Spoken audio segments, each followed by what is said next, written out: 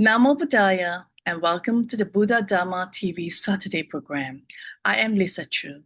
Today we will start with a Dharma talk by a British monk, Venerable Ananda Jyoti, on the topic of the geography of Buddhism, which shows where the events in Lord Buddha's life and the Sasana, which is the dispensation of the Buddha, developed thereafter.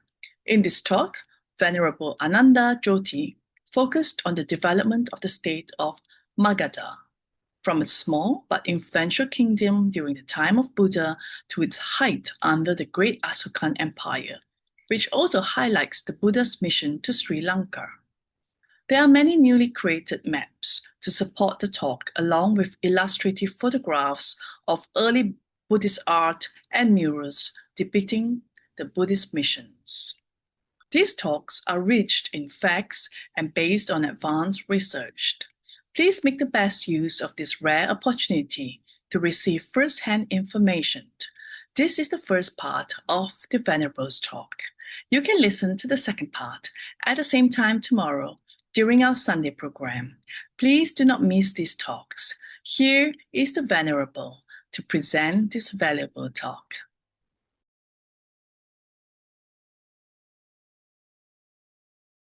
All right, so the first thing to understand is just where this, this bigger map, it just takes up this little section at the top northeast of India. That's where most of the Lord Buddha's teaching took place, is in that area. The Buddha was born in Lumbini. Lumbini is just north of Kapilavatthu. His hometown was Kapilavatthu. His mother, means Mahamaya, was on the way back to her hometown, which was up here, Devadaha. So halfway along, before she could make it back to her parents' house, then she gave birth. So that was just about here. When the Bodhisattva left home, he traced this road down here, you see. This was the route that he took. Basically, anyway, we don't know the exact, there's no road there, of course. Also, an important thing, at that time, have anybody been to India? Yeah, it's quite barren in India now, but in Lord Buddha's time it was not. It was like a complete jungle. The whole area was forested. It's because of the deforestation that you now see it. It's all been turned, for one thing, into farmland, another thing, monoculture, another thing, they've cropped the trees for the wood. So the whole area is devastated. I also lived in Madhya Pradesh, which is over here, for about 1 year, and basically you can see right to the horizon. It's very flat land. So the horizon is a long way away, a couple of 100 kilometers. You can see right to the horizon because there's no trees. There's only this agricultural land. So one thing is you've got to understand the countryside now is very different from what it was in Lord Buddha's time. It was a forested area. So these roads going, down, there would only have been like one road or something going through the jungle until you come to a settlement. Along the way there are settlements like Kusinara, Pava and things like this, but in between time you would just be out kind of like maybe on a highway going through the jungle. Also can be dangerous because there were lots of wild animals around, even until, I don't know if you've seen when the British were in India in the 19th and early 20th century, and they used to go on these big game hunts, and they would bag like 70 tigers at a time, like that. That's the 20th century. Yeah. Way back in Lord Buddha's time, it must have been quite dangerous actually. There must have been a lot of wild animals around, of all sorts. Tigers, big cats of one sort or another. Elephants are not, elephants when they've been tamed are of course okay, but in the wild they're not. They're very dangerous in the wild. And buffalo, also these wild boar. These wild boar can be quite big, you know. They charge you as well. They can break your legs. They're quite vicious if they see you coming. So anyway, yeah, it could be dangerous, you see. So anyway, when he renounced, you see, he walked down here, and then, you know, there are also these rivers to get across as well. So, you know, there were ferries, of course, but you could only, you know, you would only cross when the weather was right, because these ferries are not kind of, you know, like these big industrial type things that we have now. You know, they would just be basically, I suppose, like rafts, you know, wooden rafts or something like that. So he went down here, crossed the river, and then down to Vaisali. Vaisali is like a very big area. This country here, the people here were called the Lichavi.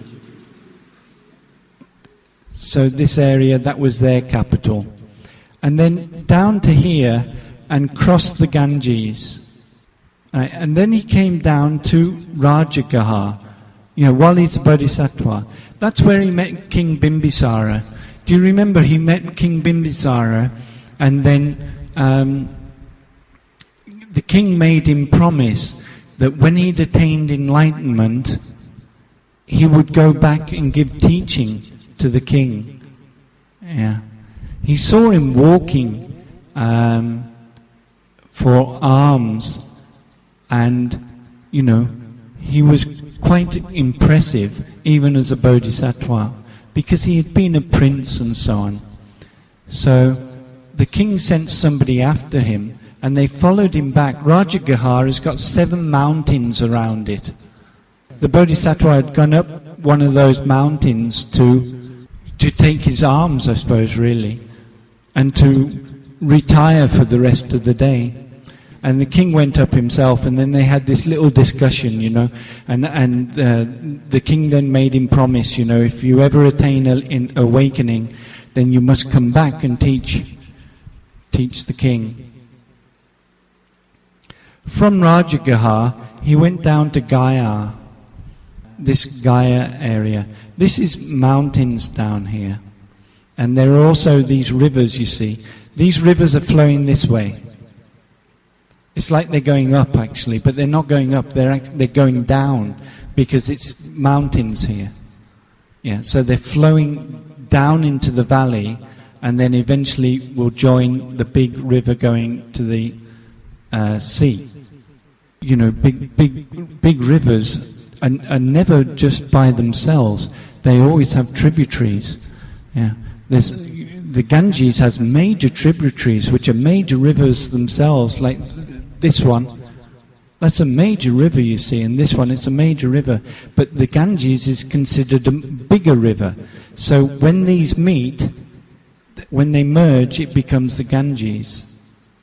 These are, you know, where these big rivers meet, they're known, I think, as tirthas. It's like meeting places, and they're considered very holy spots. You know, anywhere like this, you'll find so many temples in India, because where the 2 big rivers meet, you know, that's really a holy spot. And this is the biggest one here, actually. So then he made his way down into the jungles of Gaya. That's where he was doing the austerities, where he was doing his austeric practices for 6 years. A lot of ashrams as well in this area. So the Buddha also stayed in these ashrams, you see, like Alara Kalama's ashram and Ramaputta's ashram. And also there are other ashrams that he stayed in that are mentioned there as well. Even after the awakening, there's still reports of him staying going to stay in various ashrams. So these teachers were teaching, up to certain levels, like Alara and Ramaputta had attained very high levels of samadhi, very refined levels of mind. And the Buddha had gone there as a young ascetic, really, you see, just kind of starting out on the path. But he'd gone to these places, and then he'd learned the teachings very quickly, and he'd managed to attain to those levels very quickly. But he saw that it hadn't led to awakening. That's basically the situation. So after that, he went off to the jungle area and started on the austerities. Because there were, you can say in a way, that there were like three main paths, spiritual paths, that people were following at the time.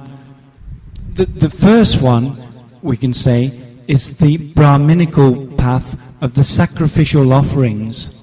Later we'll also come back to this, because eventually the Buddha comes back after the awakening, and he goes to one of these ashrams where they're doing these sacrificial offerings to Agni, to the god of fire. And he converts those fire worshippers, you'll remember. Okay, so that was one of the paths.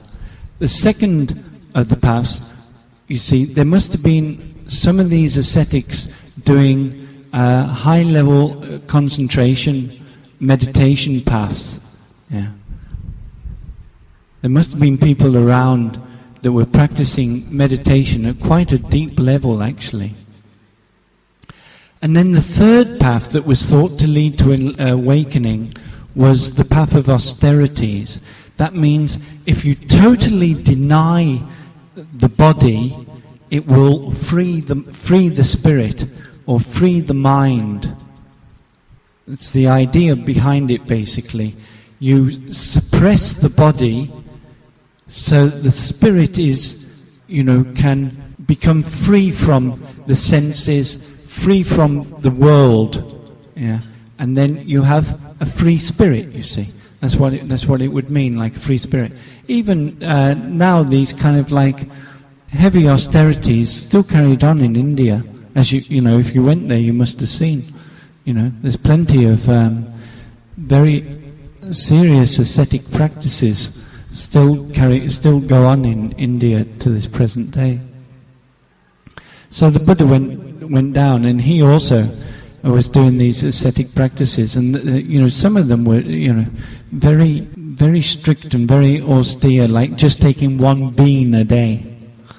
In fact, during that period, you see, there was a time when the Buddha had become so emaciated. At one point, it wasn't clear whether he had died or not, and there were kind of like bets being put on by the gods as to whether he died or not. But he was still living, but just by you can say by a thread, really. Anyway, eventually he made his way down to Uruvela. Uruvela means broad sands. That's what the meaning of that word is, Uruvela. But it was a jungle area. Perhaps it was sandy, maybe because it was near this river or something, I'm not sure. Basically the situation was that by that time he had realized that this path of austerities was not working. It took a long time if you think about it. Other Buddhas didn't take so long, This Buddha took 6 years before he realized that this path was not working. Other Buddhas in previous times, they only took a couple of weeks. There's a reason, there's a kamic reason for it. That he had to go through these austerities for so long because of some bad deed that he'd done in a previous life, which obstructed his knowledge in this life. So it took him a long time before he worked out this is not working. But eventually, of course, he did, and he realized he had to take some substantial food. In fact, though, he only took, he only took some milk rice. In fact, in other texts, you see, in our text, it just tells that Sujata gave him this one meal. He went to the Bodhi tree and he obtained awakening. But in other texts from the early tradition, it doesn't tell like that. It tells that many people gave him meals. And that's kind of more reasonable, you know. He must have had time to build up his strength. You don't build up strength on one meal of milk rice, you see. He must have had time when he was building up his strength and then getting that kind of balance back in the body.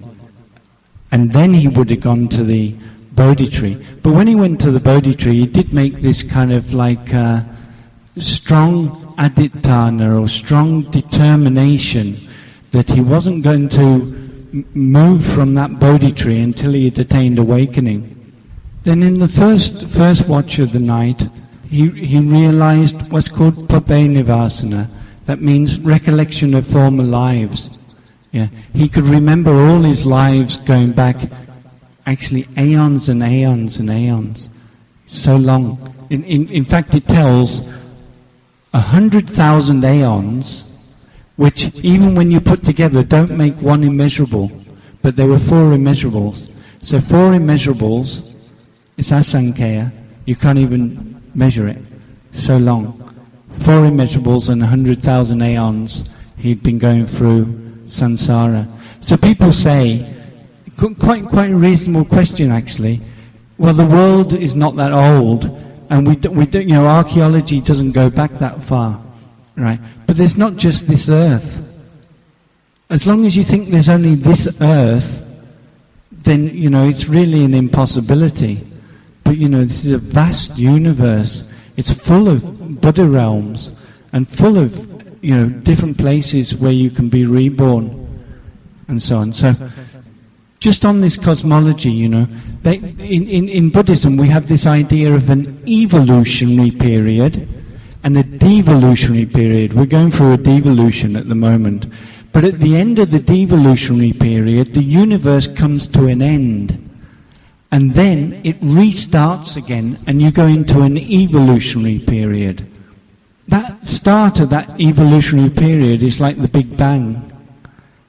So science can only go back 13 billion years to the Big Bang. But that's just the start of the evolution, and then we go into a devolutionary period. Very much I find people have like a small earth perspective. It's like, it's like flat earthers before the time that they worked out the earth was round. We live like that. We think there's only this little earth and there's only this little bit going on and like this, but the universe actually a really vast place. And there's bodhisattvas going through all these different realms as well. The night is divided into 3 watches, the first watch, the middle watch, and the last watch. So in the second watch, he gained what is called Dibbachakra. That means the divine eye. With the divine eye, he could see the arising and falling away of other beings, not only himself, but of other beings according to the deeds that they had done. So that's another kind of insight, you see. You see that you yourself have been reborn, but then you see that everybody else is going through the same situation. It gives you a real perspective on, the nature of reality when you see what is happening and, beings are at different stages and different levels. People tend actually to kind of criticize people because they're not very developed. But that's just their position at the present time in samsara. Perhaps the reason that you're more developed than they are is you've been longer in samsara, so you've got nothing to boast about. He's a newbie. He only just came onto the scene and already he's doing okay. Where you've been there for so many immeasurables and you're still there. So you can, it gives you a perspective where you can put aside that kind of judgmental mentality, I think. You just see where people actually are. That's just where they are. That's it.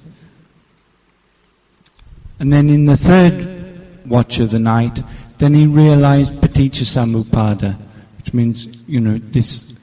It's a special case of why suffering arises and how suffering dissipates or is ended. Paticca samuppada describes samudaya, which is the arising of suffering, and nirodha, which is the cessation of suffering.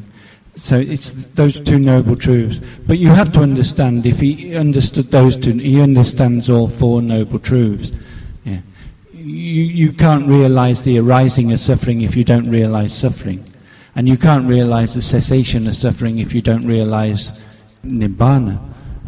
So by dawn on that morning, then he had attained complete awakening, having fought off Mara's armies and everything. He fought those off before before all these knowledges arose. Yeah, you have to. In fact, it's you see, in a way, these are mythological stories, but they're very meaningful. Mara represents the defilements. You cannot realize past lives. You can't realize those things if your mind is full of defilements. Yeah. It's only when you've purified the mind from defilements that you can realize these high knowledges. So in like a pictorial form, that's what the story of Mara with his hosts of demons and temptations is going to the Buddha. That's what it's illustrating. Having put aside the defilements, completely purified the mind, he was able to realize these knowledges and gain awakening. That's what it means. In all of the Buddha story, you've got to look behind the outward story and see the inward psychological meaning as well. All of it is telling a psychological story as well as telling a kind of outward material form story. It's all telling an inward story as well. So you've got to see behind the kind of shadows, the shadow play of these things happening, like Mara's armies coming and all this sort of thing, and see the psychological reality that it's trying to describe in a way that people can visualize it. That's why, the Buddha story, it's the most powerful story, I think. It's the most powerful story you'll ever hear, because it's not just telling an outward. The outward story, of course, is heroic, and it's it's a tremendous story and everything like that, but it's telling a psychological reality as well, and it's that gives it this power. It has this kind of mythological embodiment of what was happening to the Buddha. That's what gives it so much power. Now, one thing I wanted to mention, but I should have mentioned it at the beginning, but I forgot about it, so I'll mention it now. Okay, which is a very interesting and very significant point, which is that the Buddha is actually the first historical person. He's the first person we actually have a history of. Before that, there are some teachings from this teacher, and there are, some verses that are remembered that somebody said, but they don't know anything about these people. There's no biography at all. There's no biography of the kings before this time. There's no biography of the sages before this time. The first person who emerges in history is actually the Buddha. And even that, is nearly accidental. In a way, it's kind of accidental, because these stories, like the Mahakandika, what it's trying to tell, that story, is telling about how the ordination sequences were established and things like that. It kind of, almost incidentally, to be able to do that, it tells the story of the Buddha, you see. So you get this biography in the first year of the Buddha's life. After that, there are recordings. The Buddha went to Savatthi, and he stayed at the Eastern monastery and he stayed in the gabled house and he gave this teaching. But there's nothing much more about it. Or he met with this Brahmin and he had this conversation. But we don't know when that took place. It's not a biographical situation. So, but this first year is described in the Mahakandika because it's describing how the lineages and how the Vinaya started. Right, that's their purpose in telling their story. And then the next real biography that we get, really kind of strong biographical period, is actually the last year of the Buddha's life before he attains parinibbana. Because people were not telling biography in Lord Buddha's time, you see. Biography was not considered important. Teachings were considered important. Like mantras, verses for the gods, they were important. But exactly who gave them was not important. So I think that's a very interesting thing. For me, that's always struck me very strongly, that the Buddha is the first historical person that we have any real records of, and we know anything about that person's life and what he did. Because it's the Buddha, it also happens, the first person is also, really from our point of view anyway, the most important person. It's also the most important person in history. I think myself, looking at it objectively from the outside, I think the Buddha is just the most important person in history. And he's also the first person in history. So the Buddha, after he attained awakening, he spent 7 weeks. Well, anyway, we think he spent about 7 weeks in this area. In this early text, the Mahakandika, it tells actually about 4 weeks. But just because it doesn't speak about the other things doesn't mean that they didn't happen or anything. But it doesn't tell in there. Those other weeks, the 3 other weeks, come in later texts, and they fit them in. In the first week, he just spent like a week reflecting on Paticca Samuppada and all the kind of significance, all the kind of ins and outs and connections that come together with it and what it actually means, So he spent like a week reflecting on Paticca Samuppada. So it says in the later text, not the early text, the second week, he spent looking at the Bodhi tree in gratitude. Yeah, just being thankful to the tree for what it had, for the cover that it had provided and so on and so forth like that. In the third week, I think he actually, he's walking. There was like a bridge made in the heavens, and he did this walking meditation, walking up, backwards and forwards over the bridge, you see. On the fourth week, then he realized the Abhidhamma. Yeah, so then in the 5th week, that's recorded in the early text. In the early text, it looks like the 2nd week, you see. But in the later text, it looks like the 5th week, because they fit these other things in between time. Then there was a storm coming up, so Muchilinda, who was a Naga god. Naga means like a dragon. You've all seen the picture with these 7 hoods, and then he covered over the, to keep him dry and to keep him from being inconvenienced in a way. See, what it's telling in that story really is the Nagas were the kind of like local gods that were worshipped before the Lord Buddha arose. So what it's kind of telling is, now the gods are coming and protecting the Buddha. The Buddha is higher than those gods, and these gods will just protect the Buddha. So he protected him during that storm that arose for 1 week. In the 7th week, then Tapusa and Balaka, the merchants came. He was still in this area.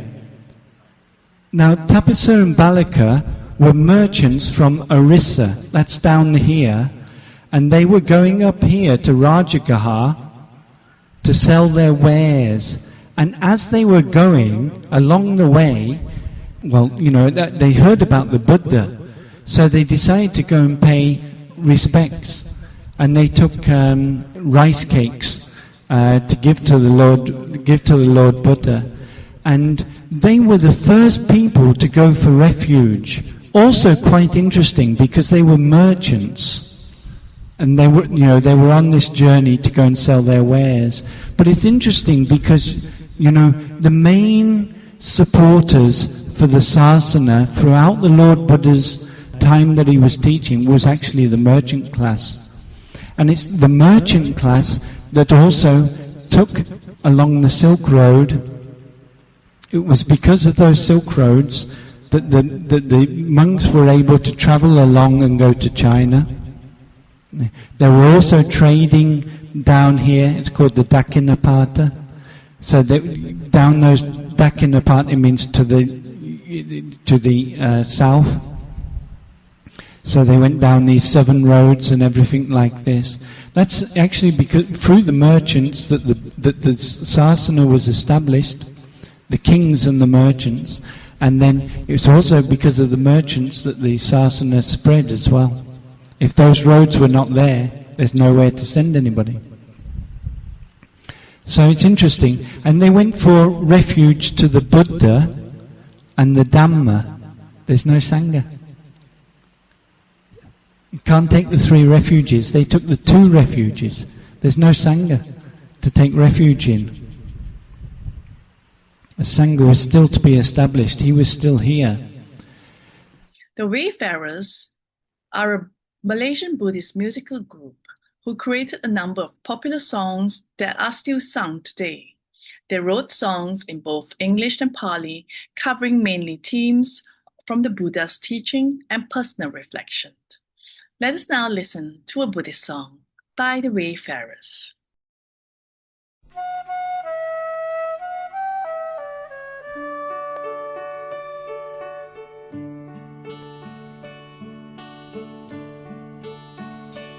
We shall all overcome, we shall all overcome, we shall all overcome the greed in us.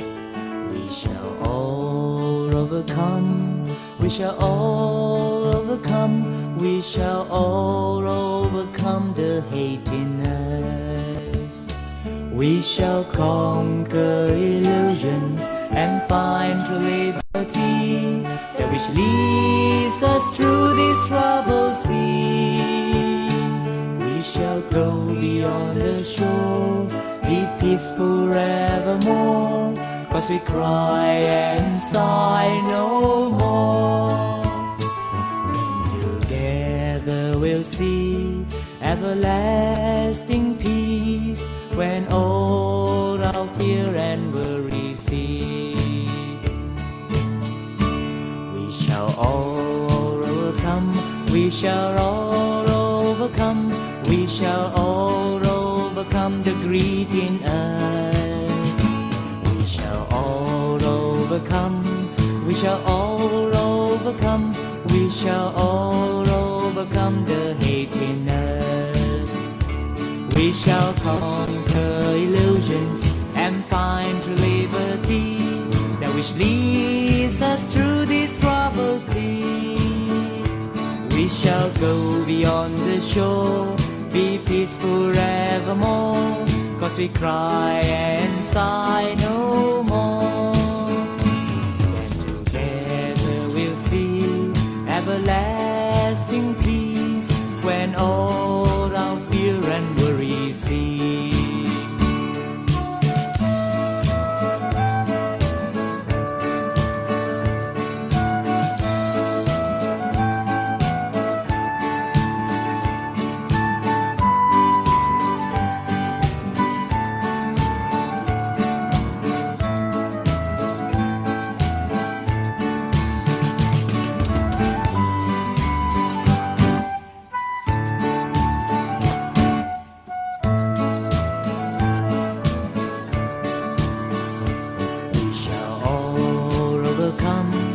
shall all overcome.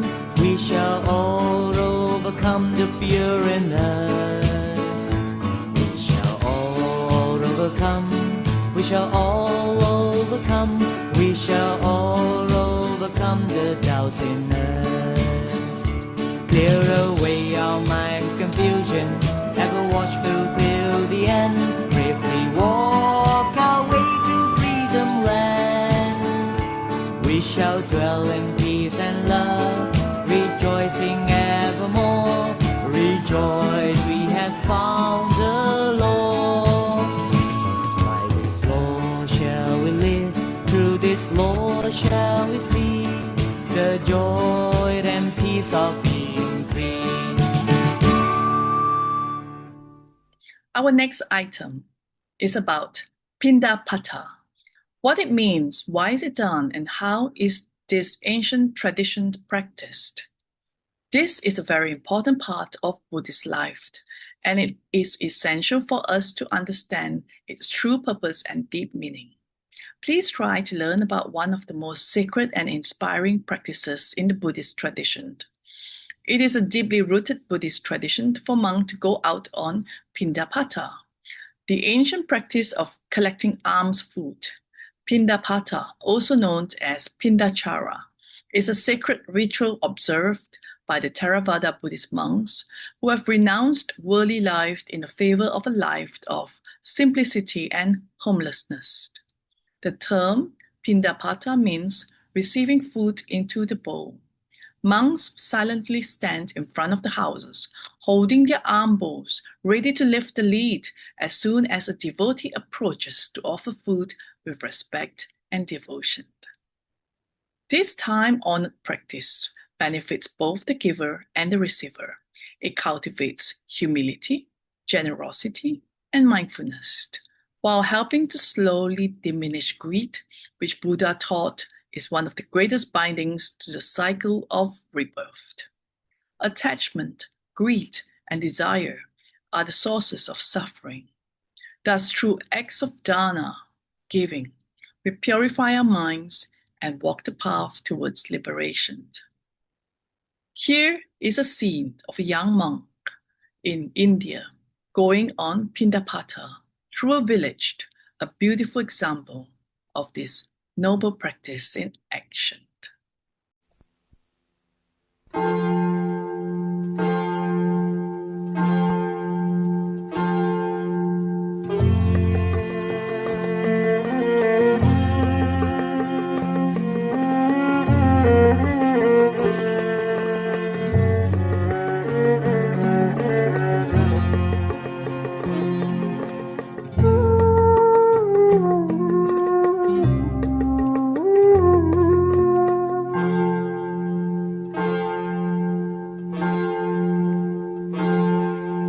ගමේ පන්සල අපේ පන්සල අපේ කමරක්කා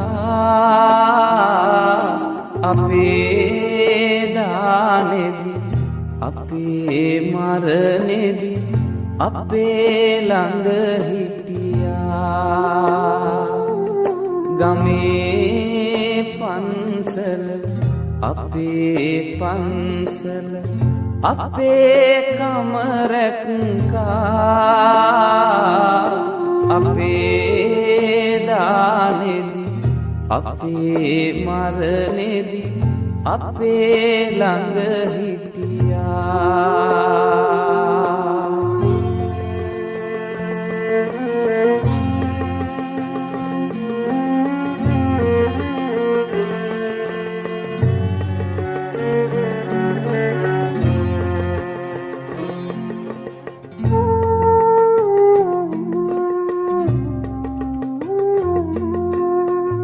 අපේ ගම්වල අපේ දරුවන් සසුන් ගත කරවා නිවන් පුරවැද නිවී සැනහෙන මාවතේ යවුවා ගමේ පන්සල අපේ පන්සල අපේ කම රැක්කා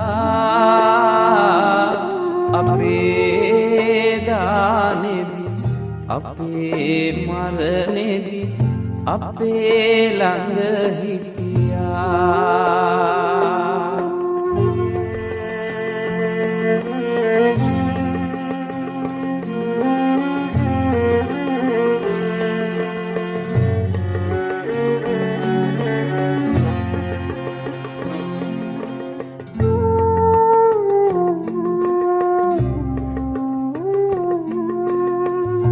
අපේ ජාතිය අපේ ආගම අපේ බව කිව්වා අපේ දෙස බස අපේ පන්සල නිසාවෙන් රැකුණා ගමේ පන්සල අපේ පන්සල අපේ කම රැක්කා අපේ දානෙදි අපේ මරණෙදි අපේ ළඟ හිටියා අපේ කම රැක්කා අපේ ළඟ හිටියා අපේ කම රැක්කා අපේ ළඟ හිටියා ගමේ පන්සල අපේ පන්සල අපේ කම රැක්කා අපේ දානෙදි අපේ මරණෙදි අපේ ළඟ හිටියා අපේ කම රැක්කා අපේ ළඟ හිටියා අපේ කම රැක්කා අපේ ළඟ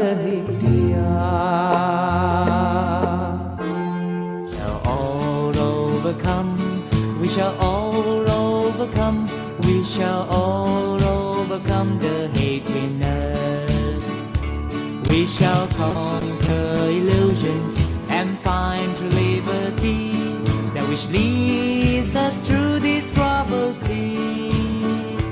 We shall go beyond the shore, be peaceful forevermore, 'cause we cry and sigh no more. Everlasting peace when all our fear and worry cease.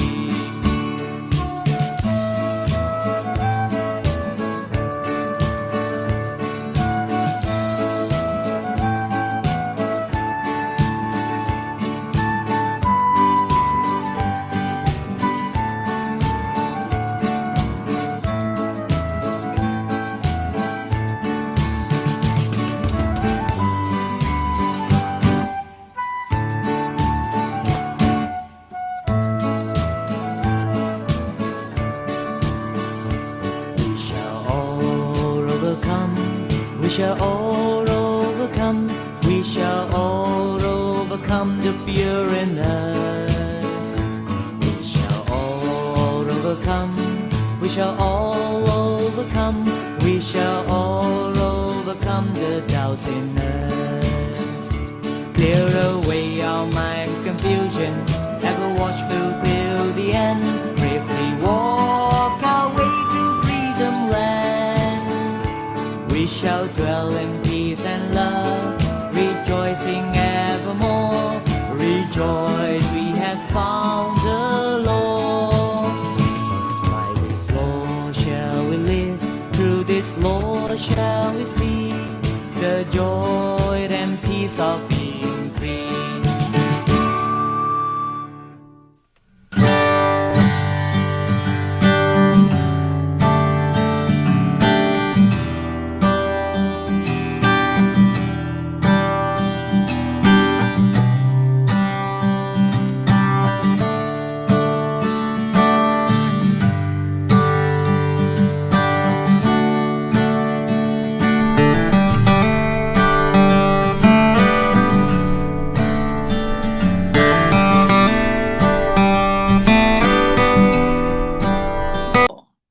That concludes today's program. If you have any questions about the contents of our broadcast, please feel free to reach out to us at info@buddhadharmatv.com. Our dedicated team remains committed to sharing the profound teachings of the Buddha, helping you walk the path of wisdom and enlightenment. Thank you for joining us. We look forward to seeing you again tomorrow at the same time. Namo Buddhaya.